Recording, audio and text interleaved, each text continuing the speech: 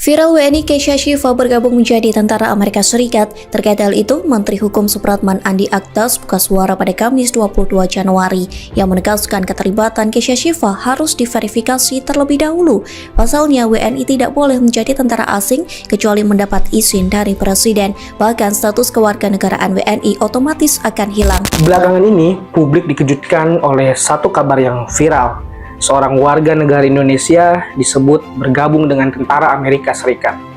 Respon negara begitu cepat. Menteri Hukum menyatakan WNI tidak boleh bergabung dengan militer asing kecuali dengan izin Presiden. Jika tidak, kewarganegaraan otomatis hilang. Secara hukum, mungkin ini benar, tapi mari kita berhenti sejenak. Apakah persoalan ini sesederhana soal benar dan salah? Masalah utamanya bukan hanya soal satu orang WNI. Masalah utamanya adalah cara negara berkomunikasi tentang kebijakan publik. Seringkali kebijakan baru terdengar jelas setelah kasusnya viral. Padahal, dalam negara demokratis, kebijakan seharusnya dipahami sebelum dilanggar, bukan dijelaskan setelah terjadi masalah. Yang kita dengar dari negara adalah bahasa hukum, seperti tidak boleh, dicabut, hilang kewarganegaraan.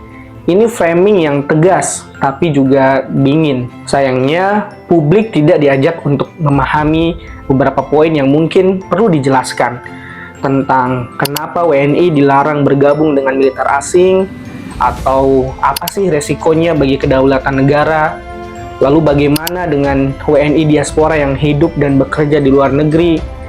Nah, ini semua jarang dijelaskan oleh pemerintah. Akibatnya, publik pun bertanya-tanya, kalau punya green card boleh bekerja, kenapa tiba-tiba jadi masalah ketika masuk militer? Disinilah komunikasi kebijakan gagal menjembatani logika negara dan logika publik. Kasus ini membuka jurang besar antara literasi kebijakan yang rendah, tapi tuntutan kepatuhan yang begitu tinggi. Banyak WNI di luar negeri tidak tahu tentang apa konsekuensi hukum dari pekerjaan tertentu, atau batas antara izin tinggal, izin kerja, dan loyalitas kenegaraan.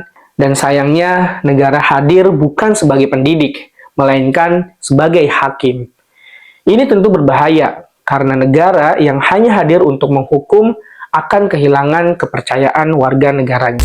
Komunikasi kebijakan publik bukan hanya soal aturan, tapi ia juga soal membangun kepercayaan. Negara bisa tegas tanpa kehilangan empati, bisa melindungi tanpa mengintimidasi. Bayangkan jika sejak awal negara berkata, kami memahami tidak semua WNI diaspora paham implikasi hukumnya.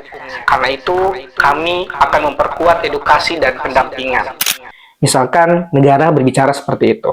Tentu narasi seperti itu tidak melemahkan negara, justru memperkuat legitimasi kebijakan. Kasus ini seharusnya menjadi alarm bahwa di era digital dan migrasi global, kebijakan tidak cukup ditulis di undang-undang. Ia harus dikomunikasikan dengan baik, dijelaskan, dan dipastikan dipahami oleh publik secara umum.